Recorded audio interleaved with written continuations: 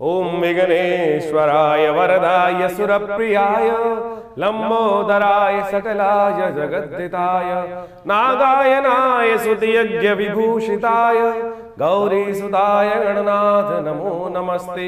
या श्री स्वयं सुकृतिनां भवने स्वलक्ष्मी पापात्मनां कृतिदयां हृदये सुबुद्धि श्रद्धा सदां कुलजन प्रभवस्य लज्जा तां तां नतास्म परिपालय देवी विश्वम्। नमस्कार, स्वागत है आपका आचार्य वाणी में। मैं आचार्य डॉक्टर विक्रमादित्य आपके साथ हूँ। आज का विषय हमारा है धनु राशि वालों के लिए ग्रह नक्षत्रों का क्या खेल होने वाला है अगस्त के अंत में।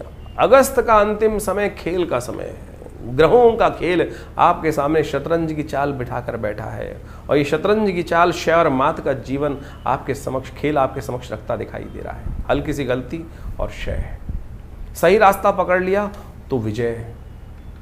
क्षय और मात का खेल जिस प्रकार से चल रहा है ये विशेष तौर पर आपके जीवन में कष्ट से निवृत्ति का योग दे सकता है। तो ये जो शतरंज का जो चाल बिसी हुई है जन्मपत्री के रूप में, ये जो मोहरे चल रहे हैं, ग्रह परिवर्तन की तरफ जा रहे हैं, कहाँ आपको फंसाने वाले हैं, कहाँ आपको निकालने वाले हैं, कौन सा मार्ग आप पकड़कर उनके जंजाल से आप निकल सकते हैं वो समझ लीजिएगा। देखिए क्या महालक्ष्मी का योग बन रहा है, शुक्र का परिवर्तन हो चुका है और शुक्र का परिवर्तन जैसे ही होगा अगस्त के अंतिम काल में बुध के साथ महालक्ष्मी का योग निर्माण कर देगा। राहु इस वक्त सूर्य को कहीं ना कहीं अभी ग्रसित करने के योग बना रहा है। आने वाले समय में जिस योग में चल रहे हैं इस वक्त केतु के साथ सूर्य विराजमान होकर कहीं ना कहीं भाग्य में बैठकर है तो योग बहुत अच्छा। भाग्य में बैठा हुआ सूर्य केतु के साथ आपके लिए तो बहुत अच्छा योग बना रहा है, लेकिन इसी योग में ग्रहण भी लगने के योग बनने वाले हैं और वो आपके लिए बहुत चमत्कारिक लाभ देने के योग बनाने वाला है। तो कैसे इस समय का लाभ ले सकते हैं और साथ साथ इस ग्रह के दृष्टिकोण से एक और समझें, शनि मंगल का टकराव भी चल रहा है और शनि मंगल का टकराव कभी अच्छा नहीं होता है। शनि की ढैया भी चल रही है आपकी राशि के दृष्टिकोण से, कुछ अच्छा कुछ खराब, कुछ खट्टा कुछ मीठा। कैसे एक परिवर्तन आपके समस्त भोजन को, समस्त जीवन को मीठा मीठा कर दे, खट्टा खट्टा खत्म कर दे, कड़वा कड़वा खत्म कर दे। जी हाँ, ये वो समय है, ध्यान रखना, चमत्कारिक समय है। एक छोटा सा कर्म कलंक लगा देगा, एक छोटा सा उपाय आपको विजय दिलवा देगा। ये ऐसा समय अगस्त का अंतिम काल है। उस पूर्ण विवेचना को हम उपस्थित कर रहे हैं आपके समक्ष शास्त्र मत के अनुसार से, शास्त्रों के उदाहरण के साथ साथ। तो समझते हुए आपको कार्य कर लें। सिद्धांतिक तौर पर वीडियो लंबा ज़रूर है, लेकिन हम हर चीज़ को शास्त्रीय मत के अनुसार से आपके समक्ष उपस्थित करने का प्रयास कर रहे हैं। जो समझ लेंगे उनके वारे न्यारे निश्चित तौर पर मान लीजिएगा अवश्य होंगे। 21 तारीख से आरंभ कर रहे हैं। 21 अगस्त को बृहस्पतिवार का अवसर, त्रयोदशी तिथि विद्यमान है और ग्रहों का परिवर्तन का योग जो बन रहा है आपकी राशि के दृष्टिकोण से थोड़ा हल्का ज़रूर है, लेकिन कई प्रकार से लाभ देने का है। शुक्र परिवर्तन कर आ रहे हैं आपकी राशि के अष्टम भाव में बुध के साथ महालक्ष्मी का योग निर्माण करने के लिए। और इस योग में जो विशेष तौर पर जो लाभ चाहते हैं, एक छोटा सिद्धांत बता देते हैं। गौ पूजन नित्यपति कर लेना, गाय को हरा चारा डालने की रोज आदत डाल लो। ज्वार बाजरा जो भी मिल जाए, गाय की सेवा यदि आपने पकड़ ली तो ये 10 दिन का योग है। ये आपके वारे न्यारे करने की स्थिति उत्पन्न करने के रास्ते खोल देगा। सरलता से इस चीज़ को अपनाने का प्रयास करो और ये यदि सिद्धांतिक तौर पर जरी के वस्त्र भगवान को अर्पित करने का प्रयास करो। ये बुध शुक्र का योग चंद्रमा के साथ जो बनकर तैयार हो रहा है, ये कई प्रकार से आपके लाभ देने के योग बहुत बढ़िया से बनाकर तैयार है। मानो तो बहुत कुछ है और नहीं मानो तो कुछ भी नहीं है। बहुत तौर पे समझते हुए कार्य कर लोगे तो बहुत अच्छा रहेगा। 22 तारीख शुक्रवार का अवसर, चतुर्दशी तिथि विद्यमान है, अघोर चौदस का योग बनकर तैयार है। इस दिन शरद ऋतु, वर्षा ऋतु समाप्त होकर शरद ऋतु परिवर्तन की तरफ जारी आरंभ हुआ चाहती है।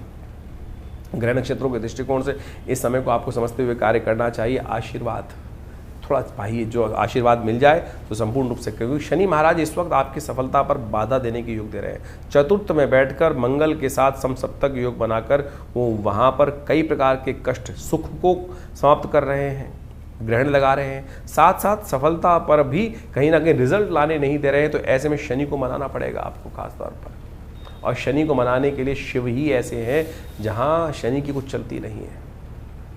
तो शिव का ध्यान करें, शिव का पूजन करें, क्योंकि शिव 14 से इस दिन शिव से कृपा प्राप्त करें। शिव का शिवलिंग पर दूध मिले, विशेष तौर पर तिल मिले, दूध से भगवान का अभिषेक कर लाभ ले सकते हैं आप। 23 तारीख शनिवार आ गया। शनि की बात करते करते शनिचरी अमावस्या का योग बन गया और शनि महाराज इस वक्त विघ्न उपस्थित करने के, ढैया चलाने के योग जो आपके बना रखे हैं, वो कहीं ना कहीं उनको मनाना सबसे ज़्यादा ज़रूरी है, क्योंकि वही आपकी राशि में सब घेर घोट कर कष्ट के रास्ते को खेल रखे हैं। तो उनको मनाइए, सदा सुख पाइए।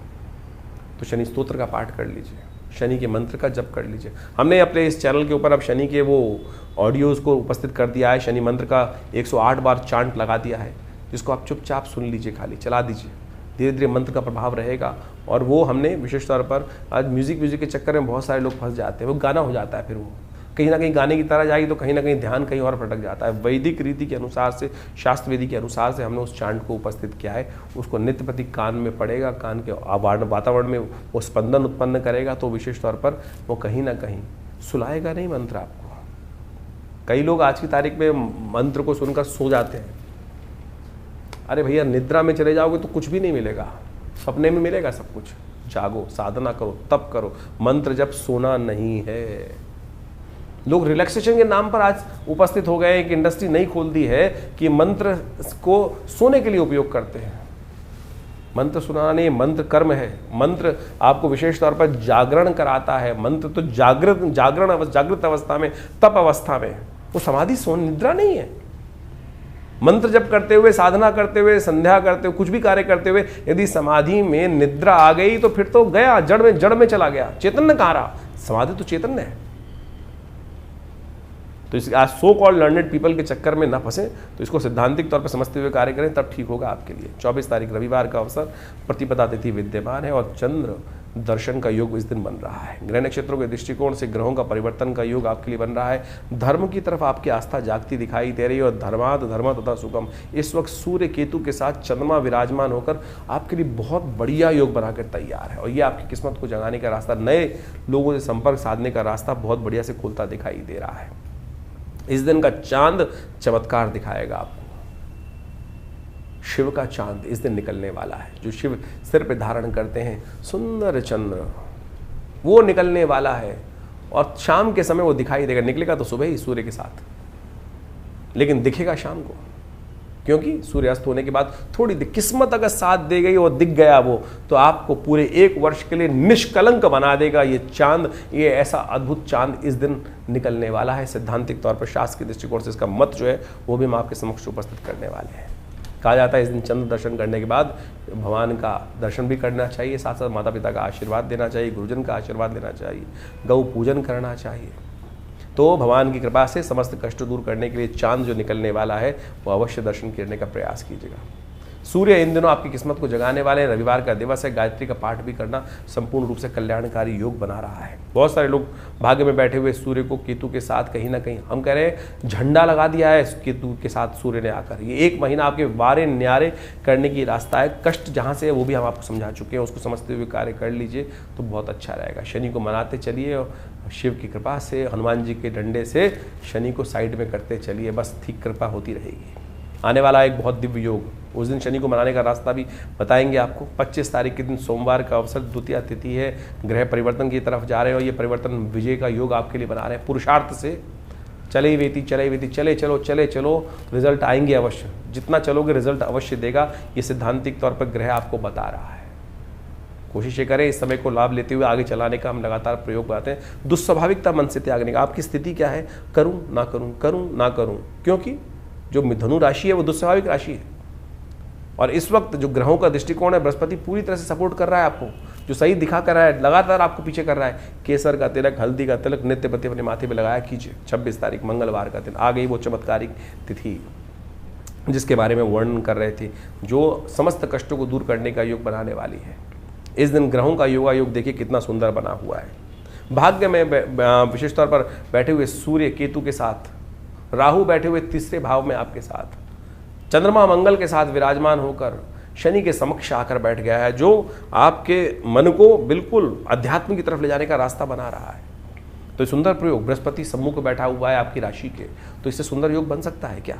और इस दिन समझे क्या क्या योग बन रहा है। वराह जयंती, भगवान विष्णु ने वराह रूप में इस दिन अवतरण लिया। भाद्रपद मास के शुक्ल पक्ष की तृतीया तिथि है, चतुर्थी का आगमन साथ में हो रहा है। विश्व के कई भागों में इसी दिन गणेश चतुर्थी मनेगी। और साथ साथ इस दिन मंगल का जन्म दिवस, अंगारक चतुर्थी, शिवा, भविष्य पुराण के अनुसार से शिवा चतुर्थी का योग भी शिवा रूप में संज्ञा दी गई है शिवा चौथ का। इस दिन दान किया, जो कर्म करेंगे उसका 100 गुना अधिक प्रभाव प्राप्ति करने के योग बन सकते हैं। तो ऐसे में हमने इस शुभ योग को लेते हुए भगवान का सुंदर स्तवन करने के लिए इस दिन रास्ता बनाया, क्योंकि विश्व के कई दृष्टिकोण से इस वक्त गणेश चतुर्थी का योग भी बन रहा है।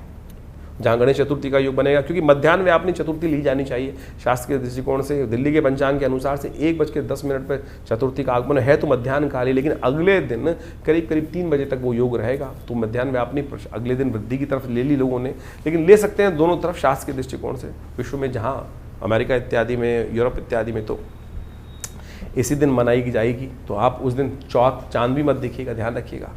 इस दिन हमने विवेकानंद योगाश्रम में मंगल ग्रह शांति महायज्ञ, शिव यज्ञ, रुद्र यज्ञ और साथ साथ हमने विष्णु जी के निमित्त यज्ञ और साथ साथ कई ग्रहों का, गणेश जी के निमित्त गणेश अथर्वशीर्ष का पाठ, सुंदरकांड का पाठ, हनुमान जी को, गणेश जी को सिंदूर चढ़ाने की व्यवस्था, भंडारा, सब कार्यक्रम रखे हैं। आप भी इसमें सम्मिलित हो सकते हैं, सादर आमंत्रित है। शाम को 5 बजे से लेकर करीब 9-10 बजे तक ये कार्यक्रम दिव्य रूप से चलेगा। भगवान की कृपा से सुंदर आशीर्वाद लेने का सुंदर योग बनाइए, कृपा से कष्टों को दूर करने के योग अवश्य बनेंगे। 27 तारीख बुधवार का दिन, गणेश चतुर्थी का जो दिन भारत में प्रशस्त है, उस दिन सुंदर स्तवन करने का दिवस है। गणेश जी की कृपा प्राप्त करने के लिए आपके गृह योग इस दिन पूरी तरह सपोर्ट कर रहे हैं आपके लिए, और आने वाले भविष्य में लाभ देने के रास्ते भी खुलते दिखाई दे रहे हैं। और शाम को गजकेसरी योग भी बनकर तैयार हो जाएगा आपकी राशि के दृष्टिकोण से, जो आपके कार्यों में सफलता देने का अग्रसन गारंटी लेकर आपके समक्ष आ रहा है। जितने अनूने विनय के साथ इस दिन गणेश जी का स्तवन करेंगे, सुमुखश्चैकदन्तश्च कपिलो कर्णकः लंबोदरश्च विकटो विघ्ननाशो विनायकः धूम्रकेतुर्गणाध्यक्षो भालचंद्रो गजानना द्वादशैतानि नामानि या पढ़े शुणियादपि विद्यारंभे विवाहे। तो इस प्रकार से भगवान का सुंदर नामों का स्तवन करें। इस साथ साथ आपकी राशि के दृष्टिकोण से सबसे अच्छा रहेगा पीले वस्त्र गणेश जी को अर्पित करें, और साथ साथ हो सके तो भगवान का मतलब मोदक भगवान को अर्पित करें, गणेश अथर्वशीर्ष का पाठ करें, दूर्वा गणेश जी को अर्पित करें। ये समस्त विधानों का पाठ कर कर आप अपनी किस्मत को जगाने की, रिद्धि सिद्धि गणेश जी के साइड में खड़ी हैं, प्राप्त करने के लिए सुंदर योग बना सकती हैं। सैद्धांतिक तौर पर शास्त्र में इसके ऊपर क्या क्या विवेचना उपस्थित की गई वो भी हम आपको बताते हैं। भारतीय संस्कृति में हर रोज एक नया त्यौहार होता है, और उन कथाओं के पीछे पीछे, उन अवतारों के पीछे पीछे बड़े रहस्य की बातें छुपी हुई होती हैं, हमारे जीवन पे जो बड़ा व्यापक प्रभाव डालती हैं। गणेश चतुर्थी के दिन भगवान गणेश का प्रादुर्भाव हुआ, और भगवान गणेश के प्रादुर्भाव के साथ साथ समस्त संसार में उनको आशीर्वाद मिला कि जीवन के विघ्नों को दूर करने के लिए, रिद्धि सिद्धि प्राप्त करने के लिए गणेश जी सबसे पहले प्रथम पूज्य माने गए, और प्रथम पूज्य के साथ साथ उनकी जो ख्याति थी पूरे संसार में फैली। और कहा जाता है कि गणेश जी की जो आकृति थी जिस प्रकार की, उसको देखकर चंद्रमा एक बार उनका उपहास करने के लिए उद्धृत हुए। चंद्रमा उनके स्वरूप को देखकर जब हंसे तो कहा जाता है चंद्रमा को कलंक लगा, श्री गणेश के श्राप का उनको भागी बनना पड़ा। और गणेश जी के श्राप से कहा गया कि चंद्रमा अपने सौंदर्य पर जो लेकर जो इतराते हैं, उनका जो भी दर्शन करेगा उन पर कलंक लगना भी आवश्यक हो गया उस दिन से। कहा जाता है कि चंद्रमा को ऐसा श्राप लगा कि बिल्कुल आज के बाद जो तुम्हारा दर्शन करेगा, तुमको अपने स्वरूप के ऊपर इतना अभिमान है कि जिसके कारण से तुम बड़े सुंदर लगते हो कि तुम्हारे में कलंक रहेगा, जो भी तुम्हारा दर्शन करेगा उस पर भी कलंक लगने के योग बनेंगे। तब कहा जाता है चंद्रमा बड़े शोक भाव से भगवान के समक्ष उपस्थित हुए, बड़ी क्षमा मांगी। तब जाकर श्री गणेश ने उस पूरे जीवन पर्यंत के कलंक को, श्राप को केवल एक दिन पर बांध दिया। तो भाद्रपद मास की शुक्ल पक्ष की गणेश चतुर्थी जिस दिन होती है, गणेश जी का जन्मोत्सव जिस दिन होता है, जिस दिन ये घटना घटी थी उसी दिन तक के लिए कुछ देर के लिए चंद्रमा बाहर निकलते हैं शाम के समय पर, थोड़ी देर के लिए, और वो बड़े सुंदर चंद्रमा होते हैं उस दिन जब निकलते हैं। उनकी आभा बड़ी दिव्य होती है, लेकिन वो आभा ऐसी होती है कि उस दिन जिसकी नजर चंद्रमा पर पड़ गई, उनके जीवन में वो कलंक लगना निश्चय हो जाता है कि वो कलंक लगेगा ही लगेगा। और जो उनका दर्शन कर लेता है, तो उस दिन भगवान कृष्ण तक ने एक बार उस चंद्र के दर्शन कर लिए थे, चौथ के चांद। चौथ के चांद का दर्शन कहा जाता है कि बिल्कुल नहीं करना चाहिए। रामायण के अंदर भी इस भाव को रखा गया है कि बुद्धिमान व्यक्ति जो होते हैं इस बात को मानते हैं कि चौथ के चांद को नहीं दर्शन करते हैं, चौथ के चांद को दर्शन कर लेने से कलंक लग जाता है, तो इसलिए बुद्धिमान व्यक्तियों को इस बात का ध्यान रखना चाहिए। लेकिन गलती से मत्थे लग गया चंद्रमा।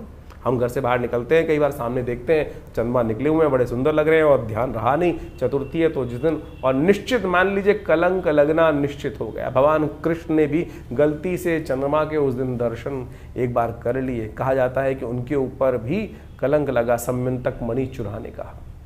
कहा जाता है कथा के दृष्टिकोण से द्वारकापुरी में सत्राजीत नाम का एक उनका भाई था, और वो साधना करता था, नित्यपति भगवान सूर्य की उपासना करता था। भगवान सूर्य की उपासना कर कर भगवान सूर्य को प्रसन्न किया और वो सम्यंतक मणि भगवान से प्राप्त करी। और कहा जाता है उस मणि का इतना प्रादुर्भाव था, इतना चमत्कार था कि वो नित्यपति स्वर्ण को देती थी, और उस स्वर्ण को जिस प्रकार से प्राप्त होता था, जिसके पास भी वो मणि रहेगी वो स्वर्ण ही स्वर्ण में खेलता था। तो वो नित्यपति इस भाव को रखता था। लोगों ने कहा सत्राजीत को कि ये मणि तेरे लायक नहीं है, तुमको भगवान कृष्ण को दे देनी चाहिए, जिससे समाज के सुंदर कार्य हो सके, समाज में सुंदर लोगों की सहायता हो सके। लेकिन सत्राजीत अभिमान ग्रसित था। तो सत्राजीत ने उस जब सम्यंतक मणि को भगवान सूर्य से प्राप्त कर लिया, तो कहा जाता है कि वो 8 पैर सोने को का निर्माण करती थी। लोगों ने कहा भगवान कृष्ण को ये मणि दे देनी चाहिए, तेरे लायक नहीं है। लेकिन वो अभिमान ग्रसित था, साधना से प्राप्त करी हुई उस निधि को कैसे किसी और को दे दे। उसने वो मणि जो थी अपने भाई प्रसेन एक दिन वो मणि पहनकर जंगल में चला गया, और जब वो प्रसेन जंगल में चला गया तो कहा जाता है कि वहाँ उसका युद्ध जामवंत से हुआ। जामवंत से युद्ध होने के बाद प्रसेन को जामवंत ने मार दिया, और जामवंत ने जब प्रसेन को मार दिया तो सत्राजीत वहाँ पहले से ही इस बात से भाव था उसको कि भगवान कृष्ण इस मणि को प्राप्त करना चाहते हैं, जबकि भगवान की कोई इच्छा नहीं थी। वो समाज की बात कर रहे थे। समाज में बहुत सारे लोगों ने इस बात को रखा था कि सत्राजीत ये मणि तेरे स्वरूप के अनुसार से नहीं है, इसको भगवान कृष्ण के पास ही होनी चाहिए। इस भाव को मन में रखकर, क्योंकि वो देव योग से घटना घट चुकी थी कि भगवान ने चंद्र का दर्शन कर लिया था, कलंक उन पर लगना था, और वो कलंक लग गया। सब पूरे राज्य के अंदर इस बात को सत्राजीत ने आक्षेप किया भगवान, क्योंकि भगवान ने चुरा ली मेरी मणि। तो कहा जाता है कि भगवान इस आरोप से मुक्त होने के लिए जिस प्रकार से उनके चरणों को देखते हुए, प्रसेन के चरणों को देखते हुए जंगल में गए। जंगल में जाके देखा कि वो चरण जो है एक गुफा की तरफ जा रहे हैं, और उस गुफा से एक प्रकाश सा बाहर निकल रहा है। भगवान ने जाके देखा कि उस प्रकाश के मणि से भालू के रीछ के कुछ बच्चे खेल रहे हैं, और जब रीछ के बच्चे खेल रहे हैं तो भगवान ने उसको प्राप्त की। तो वहाँ जामवंत पीछे आए, और जामवंत जब आए तो भगवान के साथ उनका युद्ध हुआ। इससे पहले पूर्व में कथा आती है शास्त्र के दृष्टिकोण से। जामवंत कौन है? जो भगवान राम के समय थे। भगवान राम जब इस धरा से गए तो अपने साथ जितने भी अनुयायी थे, जितने भी उनके भक्त थे, सबको ले गए। जामवंत भी उनके एक भक्त थे, लेकिन वो भगवान के साथ नहीं गए। कहा जाता है इस संसार में कोई भी एक मनुष्य जब तक मन में रहे तब तक इसे निवृत्ति मोक्ष नहीं हो सकता। भगवान के साथ जाने का मतलब मोक्ष को प्राप्त करना था। जामवंत के मन में इच्छा थी कि कहीं ना कहीं भगवान के समक्ष रखी थी कि भगवान के साथ वो अपने शौर्य को प्रदर्शन करने के लिए युद्ध करना चाहते थे। तो भगवान ने कहा एक तो जामवंत जी आप बहुत बूढ़े हैं, फिर आपने हमारी सहायता करी है, तो हम आपके साथ तो इस जन्म में तो युद्ध कर नहीं सकते।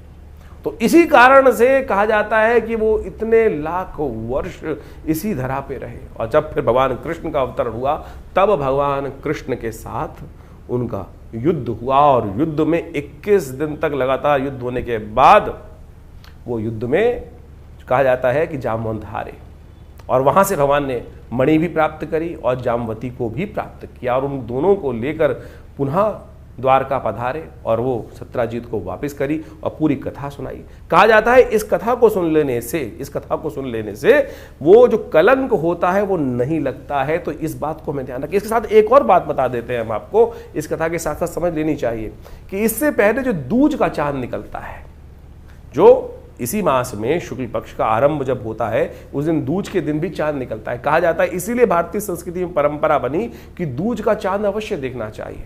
जो दूज का चांद को देखकर माता पिता गुरुजन का आशीर्वाद लेता है, गौ पूजन करता है, उसके जीवन में कभी कोई कलंक नहीं लगता। तो इससे पहले भाद्रपद मास में जो चांद दूज को दिखाई देगा, यदि उसका भी दर्शन शाम के समय कर लेंगे तो फिर गलती से यदि चंद्रमा चौथ का चांद आपके माथे लग भी गया तब भी उसका कलंक आपके मनोमस्तिष्क को परेशान नहीं करेगा, आपकी कीर्ति पर कलंकित नहीं करने का आरोप, जो कलंक करने का आरोप लगता है वो नहीं लगेगा। ये शास्त्र में अद्भुत चीज है, ये नहीं कि एक चीज का रास्ता नहीं है। तो आप समझे, इन वर्ण कथाओं के माध्यम से हमारे जीवन में जो घटनाएं घटती हैं उनको भी, अब इस बात को एक और समझें, ज्योतिष के दृष्टिकोण से कहाँ महत्वपूर्ण बात आती है कि ज्योतिष के दृष्टिकोण से अब ये तो कर्म के अनुसार से भाग्य बन गया ना। आपकी जन्मपत्री में तो कहीं नहीं लिखा था कि आप इस प्रकार का दर्शन कर लोगे फिर आपका कलंक लग जाएगा जीवन में। ये तो आपके जीवन में कर्म के द्वारा किया गया प्रभाव आपके जीवन में उपस्थित होता है। यानी आपकी जन्मपत्री के अलावा जन्मपत्री जो बनी वो तो आपके पूर्व अर्जित कर्मा के अनुसार से आपके जन्म के समय का एक चार्ट बनकर आया, लेकिन उसके बाद जितना आप आगे चलते जाएंगे तो आपके जीवन के घटनाक्रम जिस प्रकार से चल रहे हैं, जैसा आप कर्म कर रहे हैं उसके अनुसार से आपके भाग्य बन रहे हैं। बहुत सारे लोग इस बारे में एक प्रश्न भी कर लेते हैं कई बार, ये समझने की आवश्यकता है कि क्या हम पूर्व अर्जित कर्मों के अनुसार से ही जीवन को आगे व्यतीत करते हैं? नहीं भाई, आप उसके साथ साथ अपने प्रत्यक्ष कर्म के द्वारा भी अपने पूर्व अर्जित कर्मों को बढ़ा सकते हैं, घटा सकते हैं, दुष्कर्मों को घटा सकते हैं पुण्यों के द्वारा। जो आप यज्ञ इत्यादि, दान इत्यादि, पुण्य इत्यादि, उपाय इत्यादि विभिन्न प्रकार से करते हैं वो यही तो है। इसी के द्वारा तो पूर्व जन्म में, पूर्व समय में किए गए दुष्कर्मों का प्रायश्चित कर कर उसका घटन किया जाता है, उसको हटाया जाता है। तो यानी जो कर्म प्रधान विश्व रच राखा, ये भाव जो रखा गया है, यानी अब जो कर्म हो गया, मनसा वाचा कर्म, 3 प्रकार के कर्म शास्त्र में वर्णित है, उनको हो जाने से जीवन में जो प्रभाव उसका उत्पन्न होता है उसको घटाया बढ़ाया जा सकता है। जी हाँ, इस घटना के माध्यम से केवल घटना मत समझें, केवल एक कथा को ना समझें, इसका सारांश को समझने की आवश्यकता है कि क्या प्रभाव आपके जीवन में ग्रहों का पड़ रहा है। तो आप किसी भी प्रकार से यदि कोई गलती हो भी गई तो उसका प्रायश्चित करने के विभिन्न मार्ग शास्त्र में जगह जगह वर्णित किए गए हैं। तो इस कथा के माध्यम से हम समझें। तो इस दिन भगवान का स्तवन करें, श्री गणेश का स्तवन करें। अब जो कर्म हो गया, अब चंद्रमा के द्वारा भी तो गलत कर्म हुआ, वो चाहते तो नहीं थे, लेकिन क्या हुआ, सामने एक ऐसी स्थिति बनकर आ गई, भगवान शंकर के पुत्र के ऊपर हाथी का चिन्ह लग गया। तो कोई भी व्यक्ति जब कुछ ऐसी प्रकार से एक अजीब चीज़ देखता है तो उपहास उठाने का एक स्वाभाविक प्रयास करता है। वो उपहास का जो उपहास यानी हास मजाक करने का कितना दुष्प्रभाव हुआ कि चंद्रमा पर जीवन पर्यंत का कलंक लग गया। लेकिन फिर उन्होंने पश्चाताप किया, भगवान के समक्ष क्षमा मांगी, तो उस क्षमा मांग के 365 दिन पूरे जीवन का कलंक हटाकर केवल 2 आधे घंटे के लिए उस कलंक को बांध दिया गया। चल इतनी देर के लिए तेरे को प्रायश्चित इतनी देर तो करना ही पड़ेगा, इतना तूने जो किया। तो यानी जिस प्रकार के भी ये कर्म करते हैं, लेकिन सबसे पहले हम समझें कि हमारी गलत हुआ, उसको ठीक करने का मार्ग अवश्य बनाने का प्रयास करें। इन कथाओं के माध्यम से ज्योतिष के साथ हम कई बार एक कथा सुनाते हैं, तो इस बात को हमें समझना चाहिए कि इन सब का महत्व ज्योतिष के साथ है। ज्योतिष बिना पुराण के अनुसार से नहीं समझी जा सकती। ज्योतिष केवल ग्रहों का खेल नहीं है। ग्रहों को जानने के साथ साथ उनके द्वारा किए गए जो प्रभाव हैं, अच्छे या बुरे, बुरे हैं तो उनको निष्क्रिय कैसे करना है, उनका जो माध्य निकलना है, रास्ता निकलना है, वो इन जो वैदिक शास्त्र हैं उनके अनुसार ही निकलना है। तो हमने इस बात को आपके समक्ष इसी कार्यक्रम में इसलिए रखने का सोचा कि आपको पूरा सार समझाने का प्रयास, छोटे रूप में नहीं समझ सकते हैं तो आप किसी प्रकार की भी जीवन में चिंता करना छोड़ें। सबसे पहले तो अरे कुछ ये प्रभाव हो गया, बहुत सारे लोग सिर पकड़ के बैठ जाते हैं कि मेरी तो 7.5 ही चल रही है, मेरा तो ये चल रहा है, मेरा तो वो चल रहा है। अरे चलना है तो चलने दीजिए ना, उसका हम ठीक करने का रास्ता भगवान की प्रार्थना से, उन उपायों से सही मार्ग पर चलकर प्राप्त करने का प्रयास करें। बहुत सारे लोग बड़े विचित्र होते हैं, लाखों रुपए खर्च करने को तैयार है कि मैं इसको कर देता हूं, ऐसा कर देता हूं, ये पंडित जी मेरे लिए ये जब कर देंगे, ऐसा कर देंगे, वो कर देंगे। क्या? अरे आपके स्वयं करने से होने वाला है। मैं ये पहन लेता हूं, कोई अंगूठी पहन रहा है, कोई कुछ कर रहा है, कोई कुछ कर रहा है। कर्म मन से सोचने से, कर्म को सही मार्ग पे करने से तब जाकर कष्टों से निवृत्ति का मार्ग बनेगा। इसको सैद्धांतिक तौर पर आपको अच्छे से समझ लेना चाहिए। आपका स्वयं का समर्पण चाहिए, तब जाकर भगवान की कृपा आपके जीवन में प्राप्त होगी। तो ये सुंदर रूप से गणेश जी का जो जन्म की कथा है ये बड़ी अद्भुत है, और हमने इस दिन विशेष तौर पर भगवान की प्रार्थना करने के लिए आश्रम में बड़े विशेष कार्यक्रम रखे हैं। आप सब उसमें सम्मिलित हो सकते हैं भगवान की कृपा प्राप्त करने के लिए। इस बार पंचांग के दृष्टिकोण से बड़ा एक और योग बन रहा है कि जो गणेश चतुर्थी के दिन योग बन रहा है, कई क्षेत्रों के अनुसार क्षेत्रवाद रहेगा इसमें। जिन जिन क्षेत्रों में जैसे चतुर्थी 2 दिन की पड़ रही है इस बार, पूरे विश्व के दृष्टिकोण से देखा जाए तो जहां मध्यकालीन चतुर्थी जिस समय पर आ रही है, जैसे यदि हम बहुत सारे विदेश में देखें, भारत से आगे जाके देखेंगे तो वो मंगलवार के दिन ही चतुर्थी का योग पड़ रहा है जो वहाँ रहेगा, तो वहाँ महाचतुर्थी का योग बन गया, यानी गणेश चतुर्थी के दिन मंगलवार के दिन रहेगी तो महाचतुर्थी का योग बन जाएगा। तो ऐसे में मध्याह्न व्यापनी दोपहर के समय जहाँ चतुर्थी जिस समय पड़ रही है वहाँ गणेश चतुर्थी मानी जाएगी। और कलंक 14 जो चौथ है वो भी पत्थर चौथ जो है वो उसी दिन बनेगी। इसका एक नाम पत्थर चौथ भी है। पत्थर चौथ का मतलब होता है, पुराने ज़माने की व्यवस्था बना दी गई थी कि भाई चांद को नहीं देखना है तो पत्थर बाजार में लोग घर से रखते बाहर मार देते थे कि भाई कोई निकलेगा ही नहीं बाहर किसी कारण से। वो कल्याण के लिए था, पत्थर मारने की परंपरा ये नहीं थी, वो पत्थर इसलिए चढ़ा दिए जाते थे कि भाई कोई निकले गलती से किसी का जो डायरेक्ट कनेक्ट जो है वो चंद्रमा के साथ हो जाए तो फिर वो कलंक ना लगे उसको। तो उससे बचने के लिए एक परंपरा इस प्रकार से कुछ देसी जगहों में चल गई, लेकिन शास्त्र में इसको इस प्रकार से प्रमाणित नहीं किया गया है। तो वो पत्थर चौथ के नाम से भी प्रचलित हो गया है वो चौथ जो है। तो वो मंगलवार को, जिन क्षेत्रों में मध्याह्न वापनी चतुर्थी रहेगी मंगलवार के दिन, तो उस दिन वहाँ पर वो चतुर्थी मंगलवार के दिन मनाई जाएगी। और जिन जिन क्षेत्रों में रहेगी तो मंगलवार के साथ साथ बुधवार के दिन है तो वो बुधवार के दिन चतुर्थी मना रहे हैं। और इस प्रकार से आप इस कथा का श्रेय महत्व समझते हुए अपने जीवन में शुभ लेने का प्रयास करें। तो धनु राशि वालों, आपकी राशि के दृष्टिकोण से आपने समझा दिन कितना महत्वपूर्ण है। 27 के बाद 28 तारीख की बात कर लेते हैं। बृहस्पतिवार का अवसर, पंचमी तिथि विद्यमान है और ग्रह आपकी राशि में राजयोग का निर्माण करके उपस्थित हो गए हैं। साधना का चमत्कार, तप का चमत्कार जिन्होंने किया, जितना किया उतना मिलने के योग बन रहे हैं। चंद्रमा आपकी राशि के दृष्टिकोण से जहां आ गए हैं अब वो पूरी तरह से लाभ देने के रास्ते में दे रहे हैं। बृहस्पति से दृष्ट होकर लाभ के लिए पूर्ण रूप से 70-75% ग्रह आपके लिए अनुकूल बनते दिखाई दे रहे हैं। बस शनि को मनाते चलना है आपको। रवि योग है इस दिन, रवि योग के कारण से नए कार्य आरंभ करने के लिए दिन अच्छा दिखाई देता है। ऋषि पंचमी है जो खासतौर पर ब्रह्म पुराण के अनुसार से आपको बताती है कि ऋषि तर्पण इस दिन अवश्य किया जाना चाहिए। जिन ऋषियों के हम संतान हैं, जो हमारे गोत्र हैं, चाहे वो वशिष्ठ, कश्यप इत्यादि, जमदग्नि इत्यादि विभिन्न गोत्रों में हम सब जन्म लेते हैं, और उन सब गोत्रों के अनुसार से हमें अपने उन ऋषियों को अवश्य तर्पण इत्यादि, पूजन इत्यादि करना चाहिए। तो उनके लिए ब्राह्मण भोजन, तर्पण सब अवश्य यदि करें तो बहुत अच्छा रहेगा, हमारे लिए आशीर्वाद मिलता है प्रत्यक्ष रूप से। मार्कंडेय ऋषि इसके प्रमाण हैं। उन्होंने इन्हीं सप्त ऋषियों की आराधना करके इन्हीं के द्वारा अमरता प्राप्त की। यही ले गए उनको भगवान शिव के पास, ब्रह्मा जी के पास, जिन्होंने समस्त जो कहा गया कि आयुष देने का सुंदर योग बनाया। 29 तारीख शुक्रवार का अवसर, षष्ठी तिथि विद्यमान है। अगस्त इस दिन उदय हो रहे हैं। ग्रह नक्षत्रों के दृष्टिकोण से अभी भी आपकी राशि में करीब करीब जो राजयोग बनकर तैयार है, पूरी तरह से नए बल को देता दिखाई दे रहा है। इस बल का पूर्ण उपयोग आप करने का प्रयास करें तो अच्छा रहेगा। समय तो उपयोग बिल्कुल ठीक है, तो आपको थोड़ा जोर ज़्यादा लगाना पड़ेगा, चीज़ों को ठीक कर पाएंगे आप। 30 तारीख शनिवार का अवसर, सप्तमी तिथि विद्यमान है और इस दिन ग्रह नक्षत्रों के दृष्टिकोण से ग्रह थोड़े हल्के हो गए हैं आपके। ध्यान रखना पड़ेगा स्वास्थ्य के मामले। मन थोड़ा हल्का दिखाई दे रहा है, हो सकता है कि जितना टारगेट हो उतना ना अचीव कर पाएँ। इस दिन बुध भी सूर्य के साथ अस्त होने का योग बना रहे हैं, जो थोड़ा सा आपके लिए मुश्किल योग बनाता दिखाई दे रहा है। बुद्ध का ठीक करने के लिए आपको अपने वाणी पर संयम रखना पड़ेगा, बुद्ध को शक्ति देनी पड़ेगी, हरी चीज़ों को दान करने का प्रयास करें, बहुत ज़रूरी है। 31 तारीख रविवार का अवसर, अष्टमी तिथि विद्यमान है और इस दिन महालक्ष्मी व्रत का योग बन रहा है। बुद्ध हो चुके हैं अस्त, और बुद्ध का अस्त होना आपके लिए कहीं ना कहीं व्यावसायिक दृष्टिकोण से कुछ कष्ट देने के योग बनाता दिखाई दे रहा है, तो ध्यान रखते हुए कार्य करने की ज़रूरत है। इस दिन दूर्वा अष्टमी है, दुर्गा अष्टमी, दूर्वा अष्टमी। दूर्वा अष्टमी के दिन कहा जाता है कि भगवती को आप दूर्वा चढ़ा सकते हैं। बहुत सारे लोग कहेंगे नहीं, शास्त्र में मना है, किसी भी कारण से दूर्वा घास नहीं चढ़नी चाहिए, नहीं चढ़ती है। लेकिन यदि आप देवी पुराण पढ़ें तो वहाँ दूर्वा अष्टमी का महत्व लिखा है कि भादों की शुक्ल पक्ष की अष्टमी के दिन भगवती को दूर्वा चढ़ाई जा सकती है। और बुद्ध ग्रह देव योग से कितना सुंदर योग बनाया देखिए। यदि बुद्ध को शक्ति देनी है तो भगवती दुर्गा को 108 दूर्वा अंकुर माला बनाकर, या देवी सर्वभूतेषु बुद्धि रूपेण संस्थिता नमस्तस्यै नमस्तस्यै नमस्तस्यै नमो नमः, इस मंत्र का जप करते हुए पढ़ें, करते करें तो देखिए बुद्ध की नेगेटिविटी को दूर करने के लिए। आप तो पता नहीं कहाँ से आज हर तीसरा आदमी देखिए फोटो में लेकर दिखा रहा है, नग पन्ना पहन के बैठा है।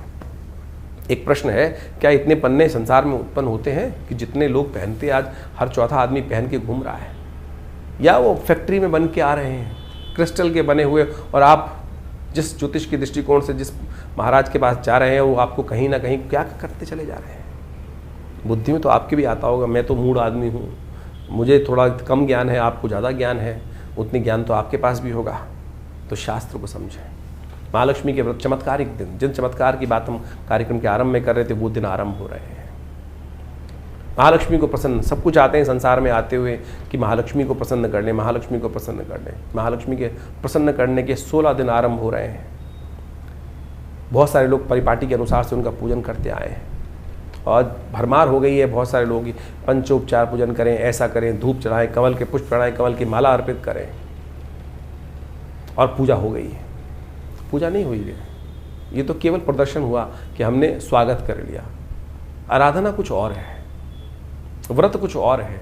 वो पूरा सिद्धांत यदि जिसने कर लिया, हम वो अब वैज्ञानिक विषय आपके समक्ष रखने वाले हैं, वैदिक विषय आपके समक्ष रखने वाले हैं कि कैसे कौन से चमत्कारिक प्रभाव को आप जीवन में अपना लें। तो ये महालक्ष्मी व्रत यदि आपने कर लिया तो आपकी ढैया वैया सब एक तरफ और महालक्ष्मी कृपा एक तरफ। कैसे होगी वो सिद्धांतिक तौर पर हमारी भारतीय मंत्र विज्ञान का चमत्कार जो है वो आपको समझने की आवश्यकता है। ऋषि भृगु के द्वारा जो चमत्कार शास्त्र में वर्णित किया गया है, तो समझ लीजिए उसको।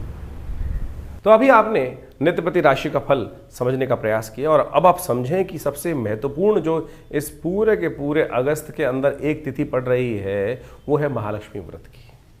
इस संसार में समस्त कार्य करने के लिए महालक्ष्मी कृपा चाहिए और महालक्ष्मी को प्रसन्न करने के रास्ते शास्त्र में अनेक विद्यमान हैं। लोग परंपरागत महालक्ष्मी के व्रत रखते ही हैं, लेकिन महालक्ष्मी के व्रत किस प्रकार से किए जाएं शास्त्र में उसके ऊपर अनेक कथानक, अनेक जो प्रकार हैं, उनकी पूजाओं की पद्धतियां हैं वो विकसित की गई हैं। लेकिन सबसे ज़्यादा महत्वपूर्ण जो है वो है महालक्ष्मी को प्रसन्न करने के ये महालक्ष्मी के जो व्रत हैं विशेष तौर पर। लेकिन व्रत किस प्रकार से किया जाए इसको हमको समझने की आवश्यकता है। ये महालक्ष्मी के व्रत जो हैं ये भगवती महालक्ष्मी का आशीर्वाद किस प्रकार से देंगे। शास्त्र में अनेक प्रकार की कथाएं और अनेक अनेक उपनिषदों में, पुराणों में उनको बहुत महत्वपूर्ण तरीके से स्थान दिया गया है। कहा जाता है कि एक बार महर्षि भृगु भ्रमण करते करते उनकी इच्छा मन में आई कि भगवान के दर्शन किए जाएं। तो वो घूमते घूमते विष्णु लोक पहुँचे। वहाँ कहा जाता है कि भगवान श्री सागर में शेषनाग के ऊपर भगवती के साथ विराजमान थे और योग निद्रा में उस वक्त भगवान गए हुए थे, विश्राम कर रहे थे।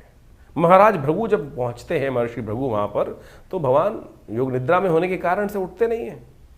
तो भृगु को बड़ा विचित्र लगता है, पता नहीं किस कारणवश उन्होंने अपना जो चरण था वो भगवान विष्णु की छाती पर रख दिया और कहा कि आपका भक्त यहां आया और आप प्रभु आप विश्राम में हैं।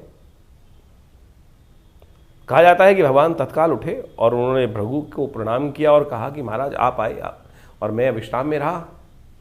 लेकिन जिस प्रकार से उन्होंने चरण से भगवान विष्णु के वक्षस्थल पर आघात किया, कहा जाता है महालक्ष्मी वहीं बैठी हुई रुष्ट हुई थी। जो रुष्ट हुई तो उन्होंने महाराज भृगु को श्राप दिया कि आज के बाद हम किसी भी प्रकार से जो आप लोगों के पास नहीं आएंगे। भृगु महाराज ने भी बड़े उत्कृष्ट प्रकार के विद्वान ऋषि रहे और उन्होंने वर्णन, शास्त्र में वर्णन मिलता है कि उन्होंने भगवती के सामने अनुनय विनय के साथ एक प्रार्थना करी कि भगवती ये मेरा भगवान का एक निजी संवाद था, भक्त हूँ और भक्त की विशेष तौर पर एक भगवान के साथ अपने दास की, अपने स्वामी के साथ एक बड़ी तारतम्यता होती है, एक घनिष्ठ प्रेमता होती है।